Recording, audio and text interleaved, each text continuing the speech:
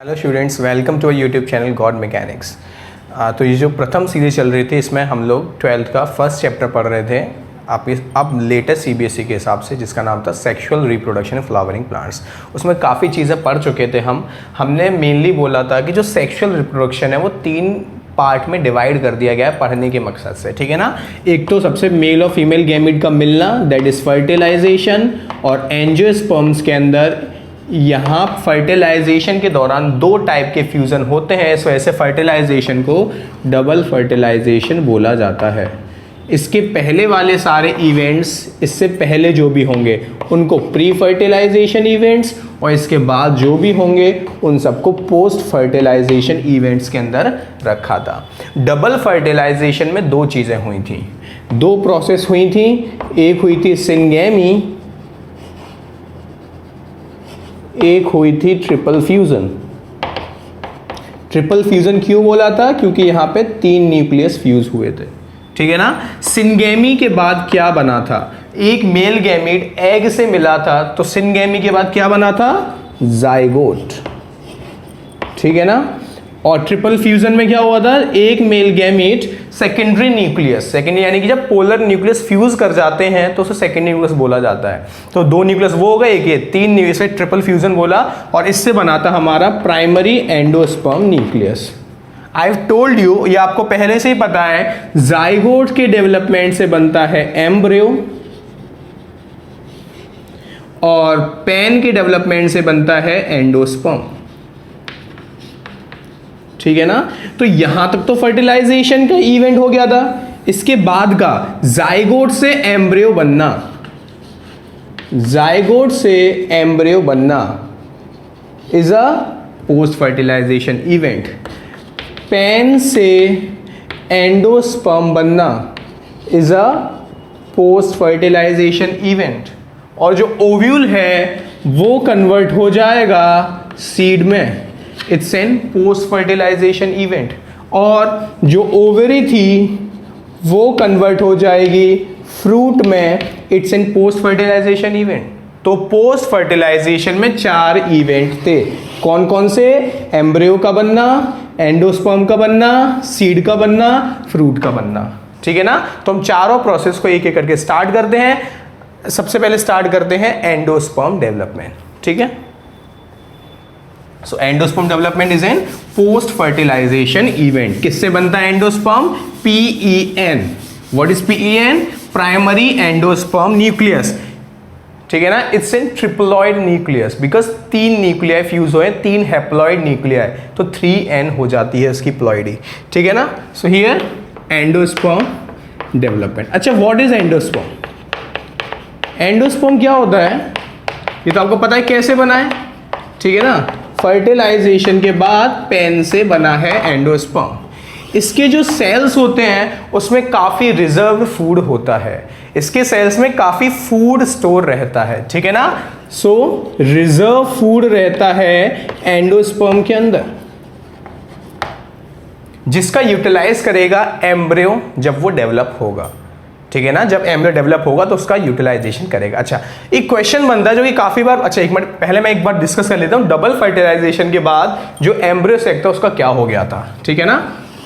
तो ये रहा एम्ब्रियो सेक, ठीक है। यहां पे आपको पता है क्या था? जैसे अगर मैं वैसे तो यहां पे दिखा देते हम, एक एग सेल था, 2 सिनर्जिड्स थे।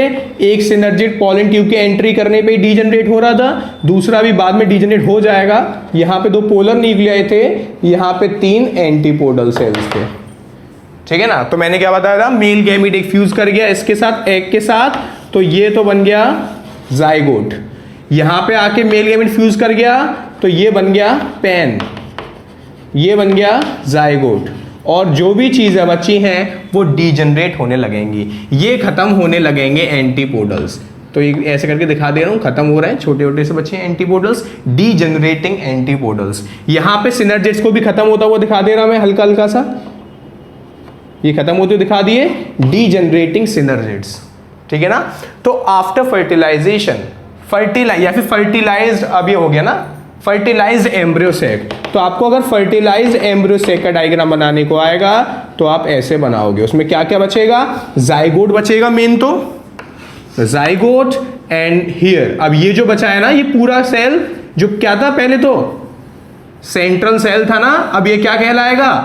Primary endosperm cell. मैंने बोला था ना सेंट्रल सेल आफ्टर फर्टिलाइजेशन, अब वो कहलाएगा प्राइमरी एंडोस्पर्म सेल। ठीक है ना, क्योंकि उसमें प्राइमरी एंडोस्पर्म न्यूक्लियस, तो अब उसको हम बोल रहे हैं पीईसी, प्राइमरी एंडोस्पर्म सेल।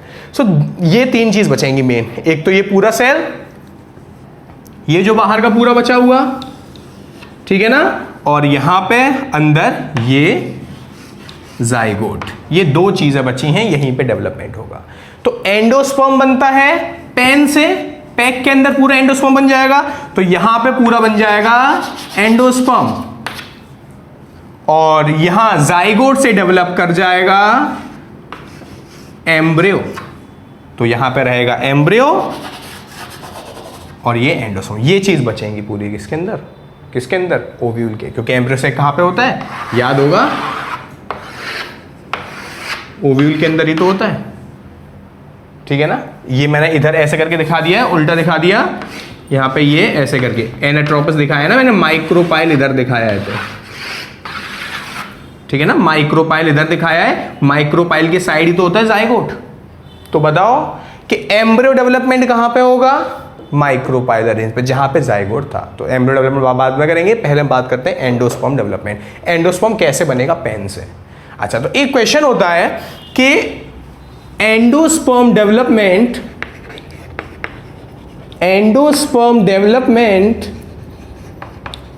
काफी बार पूछा जाता है, ये प्रीसीड्स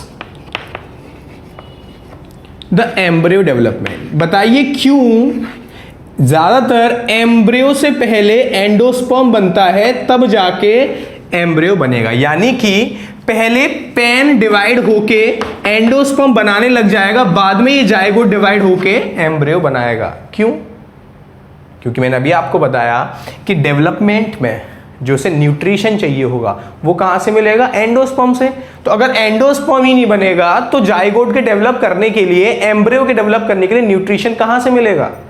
ठीक है ना, तो पहले एंडोस्पर्म बनेगा, बाद में जाइगोट से एम्ब्रियो बनेगा। So endosperm development precedes embryo development. ऐसे बोल देता है कि बताइए पहले क्यों पेन डिवाइड करेगा ना कि जाइगोट डिवाइड करेगा? तो जाइगोट बाद में डिवाइड करेगा पेन से, क्योंकि बाद में एम्ब्रियो बनाना है, ताकि पहले हमारा एंडोस्पर्म बन जाए, जिससे कि न्यूट्रिशन मिल जाए एम्ब्रियो डेवलपमेंट के लिए। ठीक है ना, तो कैसे भी सवाल पूछ सकता है, आप इसका उत्तर दे देंगे। ठीक है ना, so this is an adaptation. ये ऐसा होना एक प्लांट का एडेप्टेशन है। क्यों? टू प्रोवाइड एश्योर्ड न्यूट्रिशन, यानी पक्का न्यूट्रिशन प्रोवाइड करने के लिए ऐसा हुआ है। क्योंकि अगर ये बन जाएगा तो न्यूट्रिशन तो मिल ही जाएगा। To provide assured nutrition to the developing embryo, it's an adaptation. Because endosperm के सेल्स में फूड स्टोर रहता है, काफी रिजर्व फूड रहता है, जिसको लेके एम्ब्रियो डेवलप करेगा। ठीक है ना, सो इस वजह से एंडोस्पर्म पहले बनता है, एम्ब्रियो बाद में बनता है। अब बनता कैसे उसकी बात कर लेते हैं। ठीक है, तो देखिए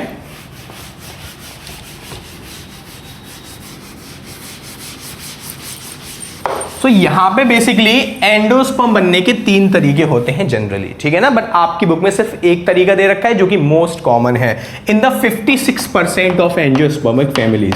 सबसे ज्यादा है भाई, 100% पूरा तो सबसे 50 से भी ज्यादा है। तो सबसे ज्यादा कॉमन है 56% वाला, जिससे बोलते हैं न्यूक्लियर एंडोस्पर्म। सबसे ज्यादा कॉमन है, 56% फैमिलीज यही शो करती हैं, उसी का तरीका आपके बुक में दिखाया गया है। तो क्या है, देखो ये रहा आपका,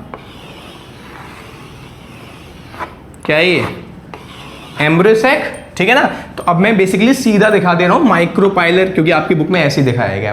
वैसे हम अब तक एनाट्रोपस पढ़ा तो माइक्रोपाइल नीचे आ गया था, बट जनरली ऊपर। ठीक है ना, माइक्रोपाइल ऊपर चला असल इधर। तो बता जाइगोट कहां पे होता है? माइक्रोपाइलर पे। तो ये रहा जाइगोट, हमें से बात नहीं करनी है। ठीक है ना, और यहां पे हमारा ऐसे करके शो कर दे रहा हूं 3 न्यूक्लियस को, क्योंकि यहां पे 3 न्यूक्लियस हो गए ना, एक तो मेल गैमीट का, 2 सेकेंडरी न्यूक्लियस के। इसको क्या बोला जा रहा है? पेन बोला जा रहा है। ठीक है ना, सो जनरली ये फ्यूज हो गया। अब यहां पे मैं एक ही दिखा दे रहा हूं ऐसे करके। ठीक है ना, एक ही बन गया, फ्यूज हो गया। ठीक, तो अब इसमें क्या होता है इस तरीके में कि ये जो पेन है, प्राइमरी एंडोस्पर्म न्यूक्लियस, ये रिपीटेडली डिवाइड होता रहेगा होता रहेगा होता रहेगा, ठीक है ना। ये न्यूक्लियस डिवाइड होता जा रहा है लेकिन सेल वॉल नहीं बन रही है। ये चीज हम पहले भी पढ़ चुके हैं ना। इस टाइप के डिवीजन को बोलते हैं फ्री न्यूक्लियर डिवीजन।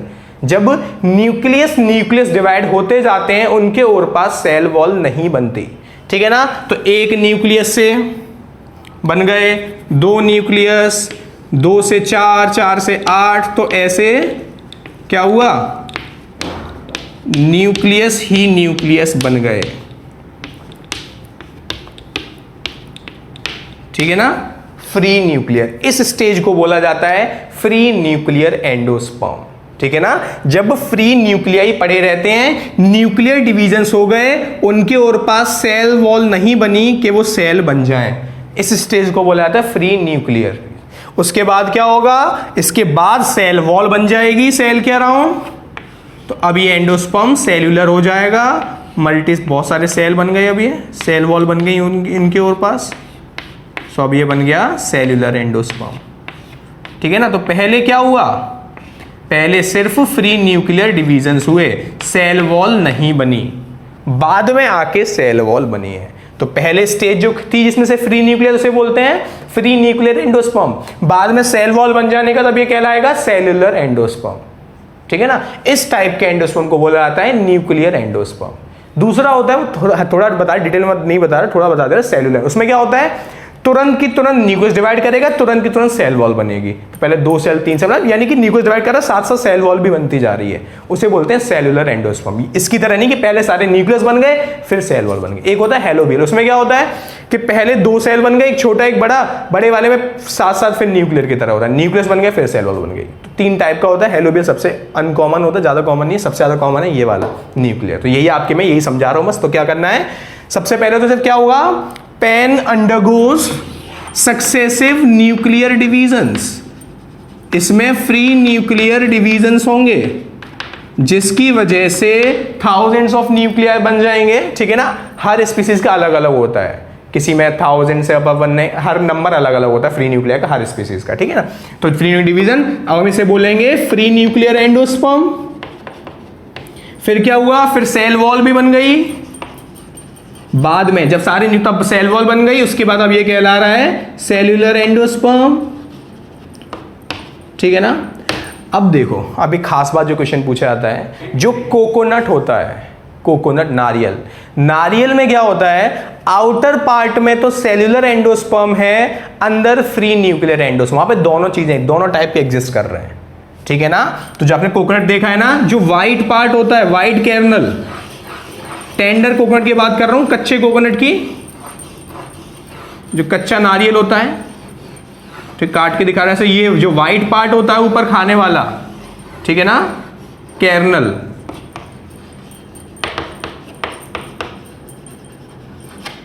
और अंदर होता है पानी, coconut water,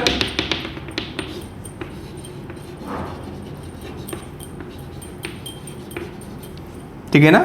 so white kernel is nothing but cellular endosperm. White kernel क्या होता है, ये एंडोस्पर्म ही है, ये जो आप खाते हो उसे वो क्या है, एंडोस्पर्म है। किस टाइप का, cellular endosperm. So white kernel is the cellular endosperm, while the water, जो आप पानी पीते हो वो क्या है, फ्री न्यूक्लियर एंडोस्पर्म, ठीक है ना। तो आप कोकोनट का क्या खा रहे हो, एंडोस्पर्म, क्या पी रहे हो, एंडोस्पर्म, ठीक है ना। जो पानी होता है वो क्या होता है, फ्री न्यूक्लियर एंडोस्पर्म, जो व्हाइट कैर्नल पार्ट होता है वो क्या होता है, सेल्यूलर एंडोस्पर्म। कोकोनट केस में इसमें दोनों ही टाइप के एग्जिस्ट कर रहे हैं, दोनों फेज में, आउटर पार्ट में सेल्यूलर, अंदर फ्री न्यूक्लियर, ठीक है ना। So this is about endosperm development. एक और बात कर लेते हैं छोटी सी, ठीक है। तो जनरली आपको ये बनाने को आता नहीं, बुक में डायग्राम है नहीं, बट बेसिकली आप बना, तो हुआ क्या, मैं आपको एक बार और सिंपली रिप्रेजेंट कर दे रहा हूं यहां पे। So what happened is, here it's embryo sac, here it's zygote at the micropylar and, here is chalazal end, यहां पे ये हमारा पेन, ठीक है ना। सो सक्सेसिव न्यूक्लियर डिवीजन्स होने की वजह से यहां पे ऐसे करके दिखा दो, काफी सारे न्यूक्लियस बन गए, ठीक है, उसके बाद सेल वॉल बन गई, तो हमारा बन गया ये किस टाइप का एंडोस्पर्म, न्यूक्लियर एंडोस्पर्म। अगर सेल के साथ साथ ही सेल बनती रहे तो सेलुलर कहलाता है, ठीक है ना। सो ऐसे करके, ठीक है। अब बात करते हैं एंडोस्पर्म। देखो अब मैंने क्या बोला कि एम्ब्रियो डेवलप कर रहा है तो वो न्यूट्रिशन लेता जा रहा है किससे, एंडोस्पर्म से।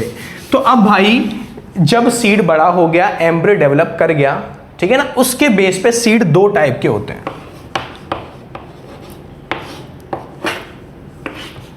एल्ब्यूमिनस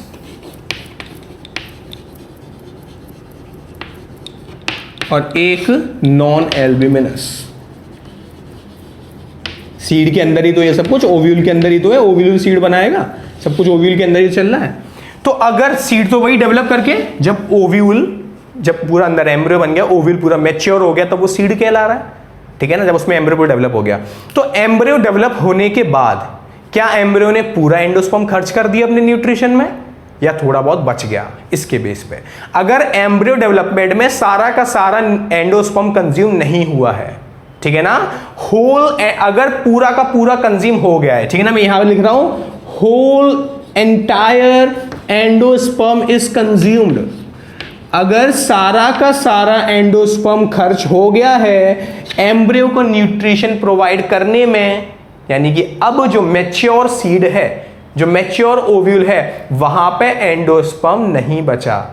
इस टाइप की सीड्स को बोलते हैं नॉन एंडोस्पर्मस या फिर नॉन एल्ब्यूमिनस, ठीक है ना, यानी कि no endosperm retained, no residual endosperm लिख लो, कोई बचा हुआ एंडोस्पर्म नहीं है। इस टाइप के सीड्स को बोला जाता है नॉन एल्ब्यूमिनस सीड्स, ठीक है ना। अगर थोड़ा एंडोस्पर्म बच जाए, पूरा का पूरा कंज्यूम ना हो, a part of endosperm is retained, थोड़ा एंडोस्पर्म बच जाए, पूरा का पूरा खर्च नहीं हुआ हो, the entire endosperm is not consumed in the development of embryo, then this type of seed is called albuminous seed, ठीक है ना। अब पार्ट ऑफ एंडोस्पर्म रिटेन, थोड़ा बच गया है, इस टाइप के सीड्स को बोला जाता है एल्ब्यूमिनस सीड्स, ठीक है ना। यानी एम्ब्रियो डेवलपमेंट में अगर सारा का सारा एंडोस्पर्म खर्च हो जाए, कुछ बचे ही ना सीड में, तो नॉन एल्ब्यूमिनस या फिर नॉन एंडोस्पर्मस। अगर बच जाए तो एल्ब्यूमिनस या फिर एंडोस्पर्मस। एग्जाम्पल की बात करूं तो जैसे कि नॉन बात करता हूं तो मेनली पी, बीन्स, ठीक है ना, मूंगफली, ग्राउंडनट। अगर एंडोस्पर्म की बात, एंडोस्पर्म एल्ब्यूमिनस या एंडोस्पर्मस की बात करूं तो व्हीट, बार्ले, मेज, कैस्टर, सनफ्लावर, ठीक है ना, ये सब, इन सब में एंडोस्पर्म बचता है। These are the endosperms seeds, ठीक है ना। तो this is all about endosperm development, जो कि आपके बुक में दे रखा है, ठीक है ना। इतना ही पार्ट देकर इतने से ही क्वेश्चंस पूछे जाते हैं, यही सब जो मैंने आपको पढ़ाया। अब बात करते हैं एम्ब्रियो डेवलपमेंट की। तो अब बात करते हैं नेक्स्ट इवेंट एम्ब्रियो डेवलपमेंट की, ठीक है। तो बता चुका हूं कि पहले एंडोस्पर्म बनता है, बाद में एम्ब्रियो, ताकि जो एम्ब्रियो बनना है उसको प्रॉपर न्यूट्रिशन मिल जाए एंडोस्पर्म से। आपको याद होगा एक और टिश्यू था न्यूट्रिशस से पहले, न्यूसेलस, है ना, ओव्यूल में न्यूसेलस था जो भी नरिशमेंट प्रोवाइड करता था, ठीक है। सो हियर एम्ब्रियो डेवलपमेंट, इसको एम्ब्रियोजेनी भी बोला जाता है, एम्ब्रियो का बनना, ठीक है ना, एम्ब्रियोजेनी। तो जैसा कि मैं आपको बता चुका हूं एम्ब्रियो कैसे बनता है, कहां से बनता है, जाइगोट डेवलप होगा एम्ब्रियो में, ठीक है ना। तो एक बार फिर से वही डायग्राम मैं बनाया था, फर्टिलाइज्ड ओव्यूल का डायग्राम आ देता हूं, एक्चुअली फर्टिलाइज्ड एम्ब्रियो सेक का। तो यहाँ पे माइक्रोपाइलर एंड, चलाजल एंड, ठीक है, वैसे दिखा रहा हूँ, जो अब तक दिखाया उसका उल्टा, ठीक है ना। तो यहाँ पे जाइगोट एंड यहाँ पे तो वही PEN, ये पूरा PEC, ये रहा जाइगोट। जाइगोट डेवलप होगा किसमें, जाइगोट डेवलप होगा एम्ब्रियो में, ठीक है ना।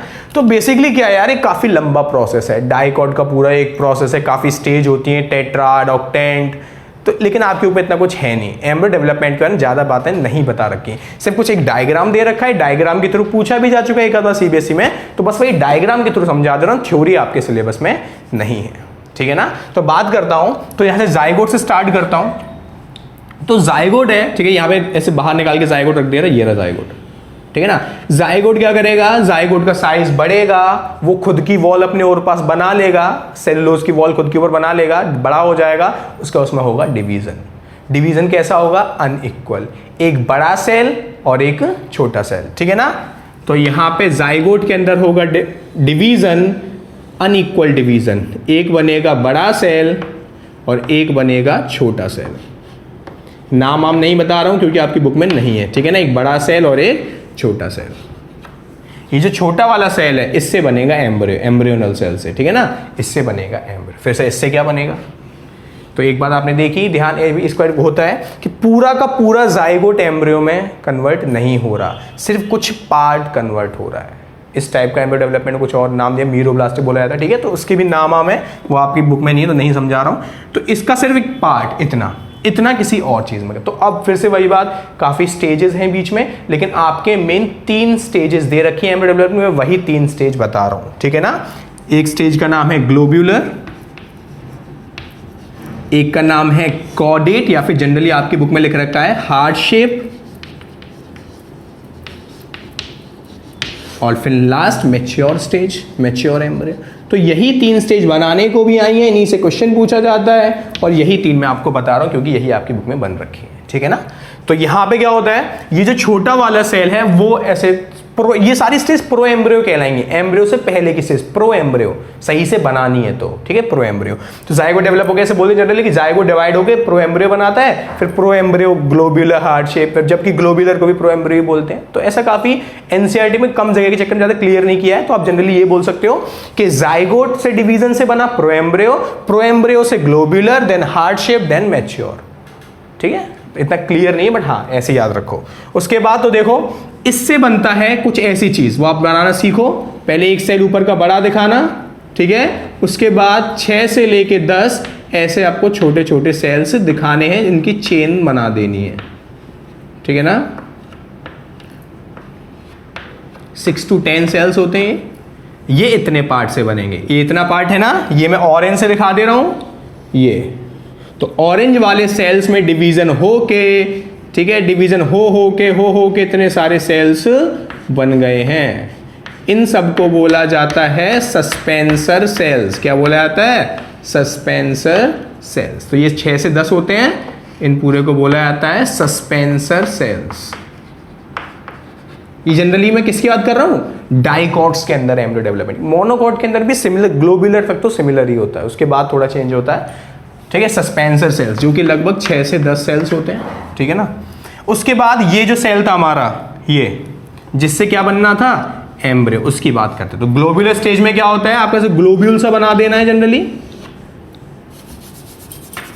ठीक है, ऐसे करके बनाना, ठीक है, गोल सा बना देना। उसके बाद एक सेल की ऐसे आउटर वॉल बना देना,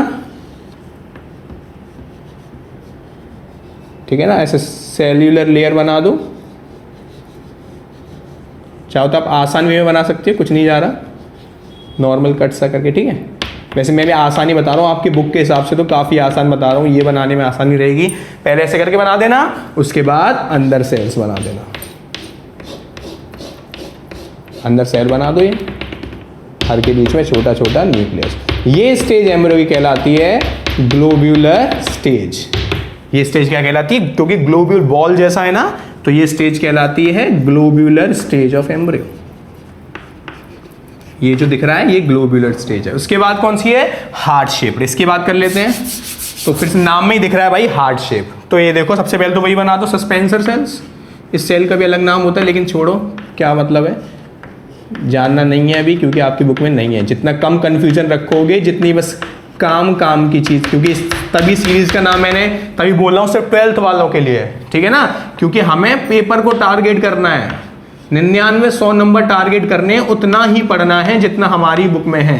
पूरा मैनिपुलेट करना है। सीबीएसई वाले चाहते कि हमसे कितना पढ़वाना हो, कैसे कैसे देते हैं, ठीक है, तभी मैं आपको सी बेसिक क्वेश्चन देता हूँ नीचे कैसे कैसे पूछे गए उन लोगों ने, ताकि और उनको करना ना भूले, सब करा करो, सब पढ़ा करो। ठीक है, हार्ट शेप, तो हार्ट शेप में कैसा होगा एम्ब्रियो, हार्ट शेप ही होगा।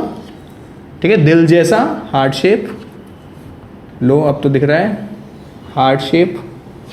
ठीक है ना, फिर से अब सेल्स हैं तो भाई ऐसे करके सेल बना दो, और क्या।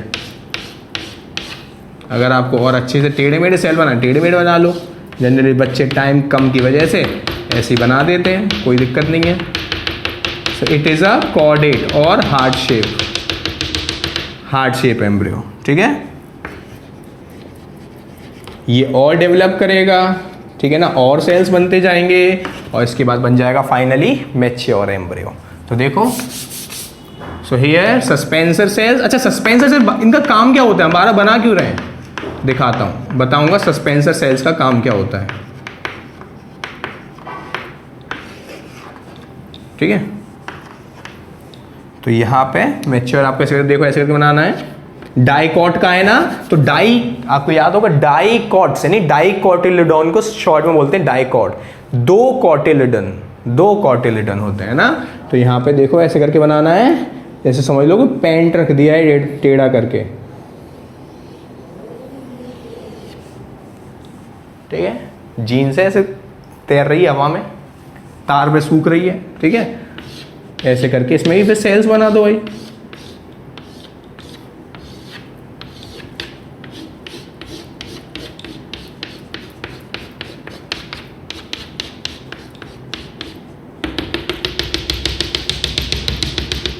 अच्छे से बनाना, मैं तो ऐसे ही बना दे रहा हूँ। ठीक है, आप तो आराम से हर सेल के अंदर एक कहीं एक के अंदर 4 रख दो, एक के अंदर रखो ही ना अच्छी से। ठीक है ना, सो ये आपकी mature stage of embryo, mature embryo.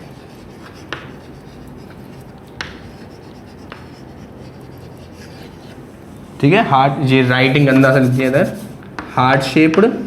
क्या, हाँ, नोट्स में आपको सब मिल ही जाएगा, जरूरत नहीं है, बस समझते रहो। नोट्स में सब कुछ लिखा होता है, काम की हर चीज नोट्स में लिखी है। ठीक है ना, तो यहां पे ये दो क्या है, ये दो हैं कॉटिलिडन्स, 2 जिनमें की फूड स्टोर रहेगा।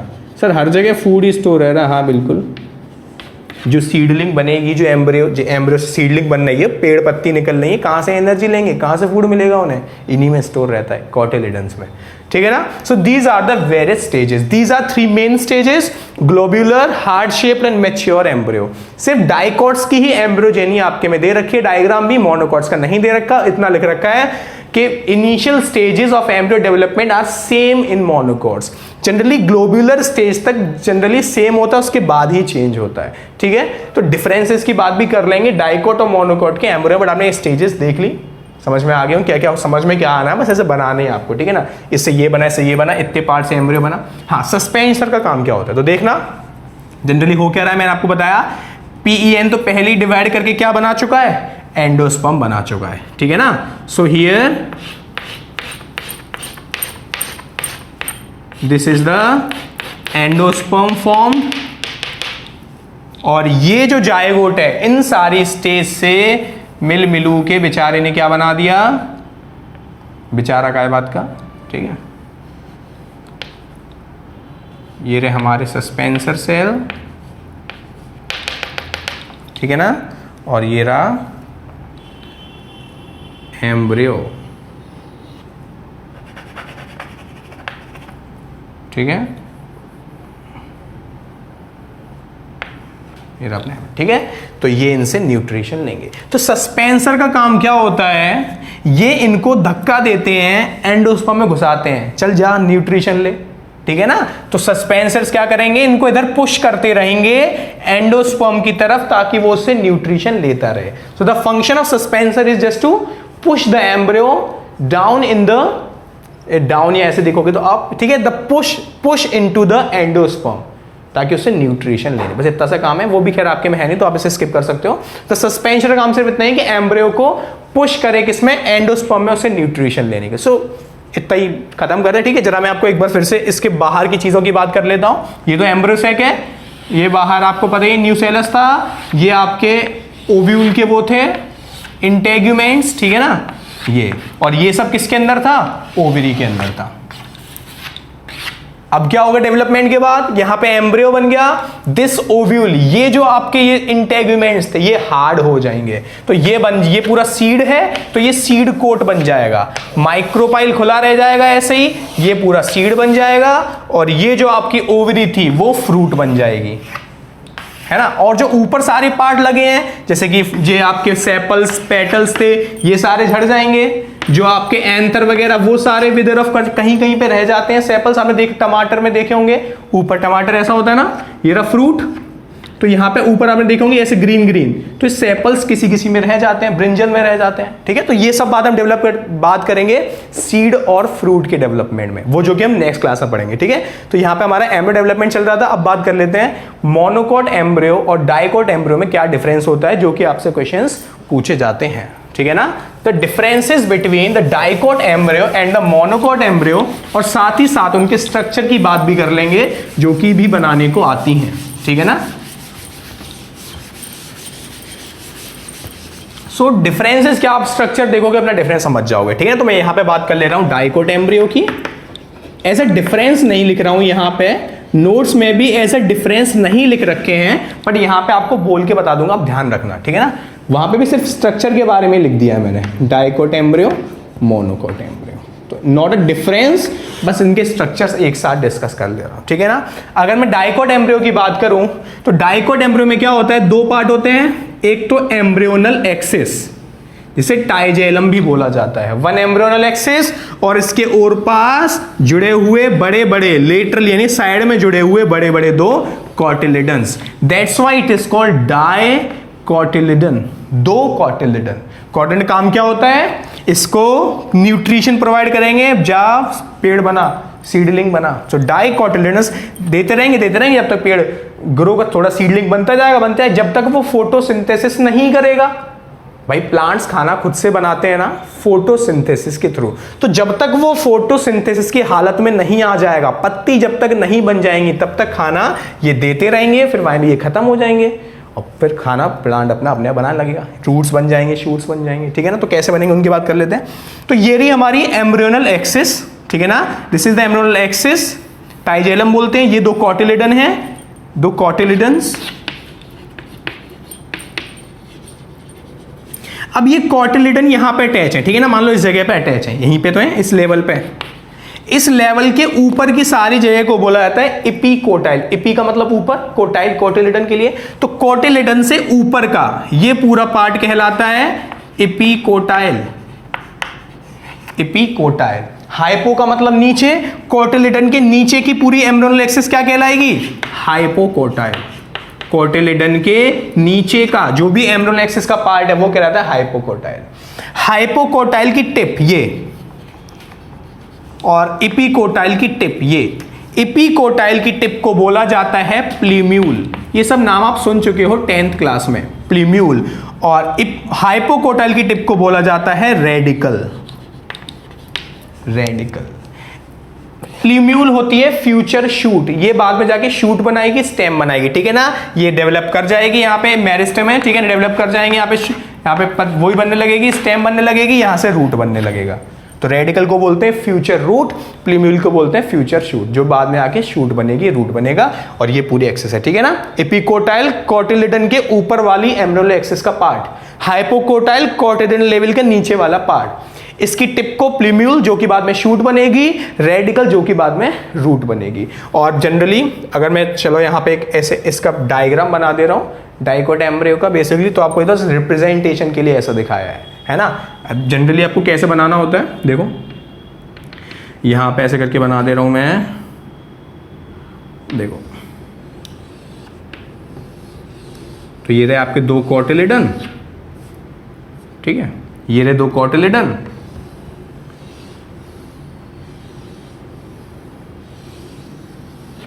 ठीक है।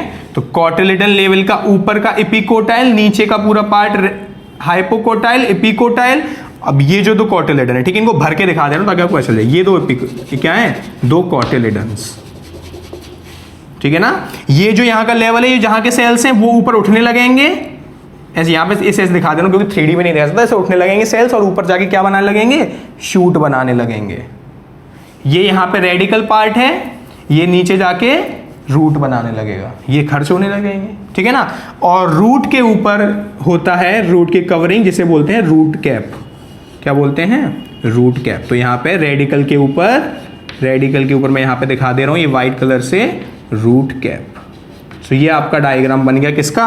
डाइकोट एम्ब्रियो का। ये क्या है? रेडिकल। ये क्या है? प्लीम्यूल। फ्यूचर शूट, ये शूट बनाएगा रेडिकल, ठीक है ना। ये दो क्या हैं? कॉटिलिडन्स। फूड स्टोर है, खाना प्रोवाइड करेंगे तब तक जब तक कि सीडलिंग फोटोसिंथेसिस ना करने लग जाए, कॉटिलिडन। ये पूरा पार्ट हाइपोकोटाइल लेवल के नीचे, ठीक है ना। तो ये बन गया डाइकोट एम्ब्रियो का डायग्राम। ये रिप्रेजेंट समझाने के लिए यहाँ पे प्रॉपर समझ में आ रहा है सब चीज़, और ये आपकी बुक में बना रखा है ऐसा। अब बात करते हैं मोनोकोट एम्ब्रियो की। थोड़ा टिपिकल भाई, थोड़ा कठिन सा डायग्राम मोनोकोट एम्ब्रियो का, समझना, ठीक है। देखो तरीका समझ लो बनाने का, फिर आसान लगेगा। मेरे साथ साथ देखते रहना। एक पेन ले लो, कॉपी ले लो, बनाते चलो ऐसे करके, ठीक है। फिर थोड़ा ऐसे कर देना, फिर यहाँ पे भी थोड़ा ऐसे करके बनाना है, ठीक है। और यहाँ पे ये दिखाने के बाद इतना पार्ट ऐसे करके बना लोगे, आसानी के लिए ऐसे एक्सेस दिखा देना ये, ठीक है। इसके साइड से यहाँ पे शील्ड जैसी प्रोटेक्टिव शील्ड, ये एलएस है, लॉन्गिट्यूडनल सेक्शन ऑफ एम्ब्रियो, ऐसे रखा है तो आप इस आगे से काट के देख रहे हो, ठीक है। ये ऐसे करके शील्ड शेप, ये बन गया आपका मोनोकोट एम्ब्रियो का लॉन्गिट्यूडनल सेक्शन, एलएस, ठीक है ना, लॉन्गिट्यूडनल सेक्शन। ऐसे करके, ज़्यादा अच्छा सा नहीं बना रहा हूँ, आपको समझा रहा हूँ बनाना, ठीक है। ऐसे करके देख लो, ऐसे करके आपको बनाना है। पहले तो आप ये ऐसे करके शेप बना दोगे, सबके नाम सब बताऊंगा अभी, ठीक है। तो ये रही पूरी एम्ब्रियोनल एक्सिस, ठीक है। ये मोनोकॉट मतलब एक, कॉट का मतलब कॉटिलिडन, एक कॉटिलिडन है। तो यहां पे सिर्फ ये जो दिख रहा है आपको, ये एक कॉटिलिडन है। ये दूसरा यहां पे अगर होता तो यहां पे होता, अब ये से दूसरे वाले का सिर्फ रिमेनिंग छोटा सा पार्ट रह गया है, the remnant of second cot, जो कि नहीं होगा क्योंकि मोनोकॉट है। इसे बोला था epiblast, the remaining part of the second cotyledon, epiblast, ठीक है ना। तो उसके खत्म करते हैं, बस इतने से छोड़ते हैं उसको। एक कॉटिलिडन है जो कि बगल से शील्ड शेप का है, शील्ड समझ रहे हो ना, ठीक है, शील्ड शेप का है। अब कट सेक्शन में तो ऐसे ही दिख पाएगा भाई, मतलब शील्ड शेप का ऐसे करके, पत्ती जैसा, ठीक है ना, ऐसे करके इधर से एक साइड दिखा है।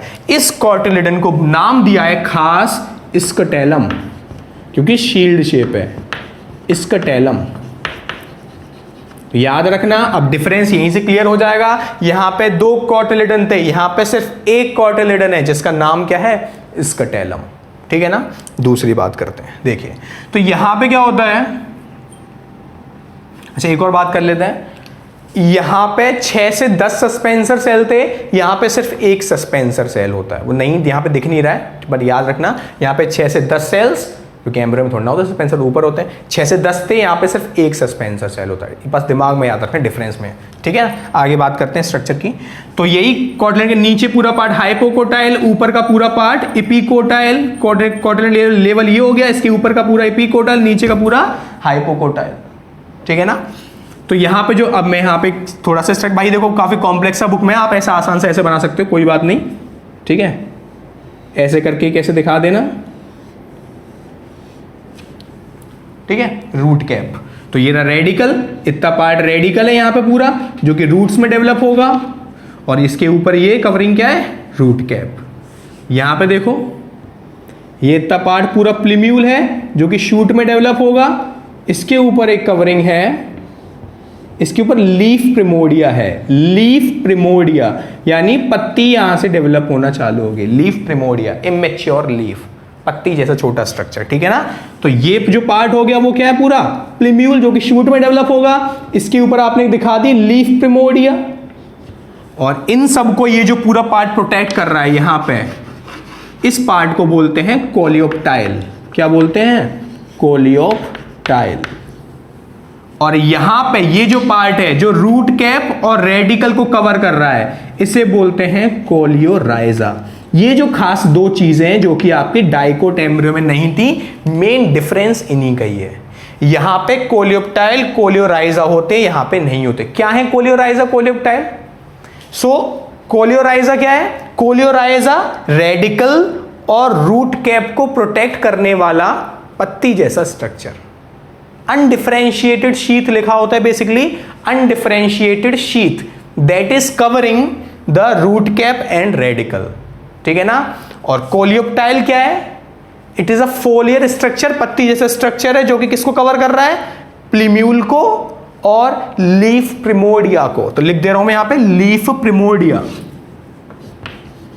इतना डायग्राम बना दोगे, गलत बिल्कुल भी नहीं होगा, बिल्कुल सही है, और आपको इतना तो बनाना पड़ेगा, ठीक है ना। लीफ प्रिमोर्डिया और प्लीम्यूल, प्लीम्यूल डेवलप कर जाएगा शूट में, रेडिकल रूट में डेवलप करेगा, और ये इसके ऊपर कब कैप है? Root cap. तो मैं एक बार लास्ट टाइम आपको बता दे रहा हूं ये सारी बातें। रूट कैप और रेडिकल को कवर करने वाला जो अनडिफरेंशिएटेड शीथ है कोलियोराइजा, प्लीम्यूल और लीफ प्रिमोर्डिया कवर करने वाला जो पत्ती से स्ट्रक्चर है, फोलियर structure, that is called coleoptile.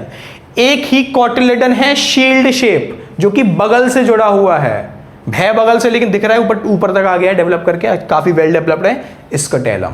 Epiblast क्या है? रेमिनेंट ऑफ सेकंड कॉटिलेडन, जो कभी हुआ का डेवलपमेंट, मोनोकोट जहां डेवलप होते हैं डाइकोट से, है ना। तो ये थोड़ा रेमिनेंट पार्ट, एपीब्लास्ट थोड़ा रह गया है, रिमेनिंग पार्ट। और ये पूरी आपकी है क्या? Embryonal axis. कॉटिलेडन के ऊपर का सारा पार्ट कहलाएगा एपिकोटाइल, किसके नीचे कहलाएगा? हाइपोकोटाइल। हाइपोकोटाइल की टिप क्या हो गई? ये रेडिकल। एपिकोटाइल की टिप क्या हो गई? प्लीम्यूल। प्लीम्यूल के ऊपर लीफ प्रिमोर्डिया, लीफ प्रिमोर्डिया के ऊपर कोलियोप्टाइल कवर कर रहा है। हाइपोकोटाइल की टिप रेडिकल। रेडिकल को कौन कवर कर रहा है? Root cap. और रूट कैप इन सबके ऊपर क्या है? कोलियोराइजा, ठीक है ना। तो इस प्रकार आपका ये खत्म होता है एम्ब्रियो डेवलपमेंट। नेक्स्ट क्लास में, और शायद वो लास्ट क्लास होगी आपकी, नहीं लास्ट नहीं होगी, नेक्स्ट क्लास में आपका होगा सीड और फ्रूट का डेवलपमेंट, और फिर सबसे लास्ट क्लास जो बचेगी उसमें होगा आपका एपोमिक्स एंड पॉलीएम्ब्रियोनी, ठीक है ना। तो छोटे छोटे लेक्चर्स में डिवाइड कर दिया, छोटे तो नहीं थे बट हाँ पार्ट में डिवाइड कर दिया है। क्वेश्चंस को करना ना भूलें, डिस्क्रिप्शन में क्वेश्चन दिए होते हैं जो कि पिछले सालों में और एनसीईआरटी में आपके दे रखे हैं, इंपॉर्टेंट क्वेश्चंस हैं, कैसे कैसे ये सब चीजें पूछी जाती हैं। फिर से कहूंगा, नंबर ऑफ क्वेश्चन देखे डरा मत करिए, क्योंकि उन सब में सेम ही आंसर लिखने होते हैं। एक पेज दे रखा है नोट्स में, उसी से सारे आंसर लिखने हैं, है ना। तो क्वेश्चन करिए, एनसीईआरटी रीड करिए, नोट्स प्रॉपर पढ़िए, नोट्स से ही याद करिए, सारे आंसर नोट्स के हिसाब से लिखिए, ताकि आपको एक ही चीज लास्ट तक याद करनी पड़े। 10-10 बुक से पढ़ोगे, 10 जगह से पढ़ोगे, कुछ याद नहीं रहेगा। नोट्स में इजीएस्ट वे में लिख रखा है, एनसीईआरटी पूरी एक्सट्रैक्टेड है मेनली, तो आप नोट्स को पूरा फॉलो कर सकते हैं, ठीक है ना। Thank you.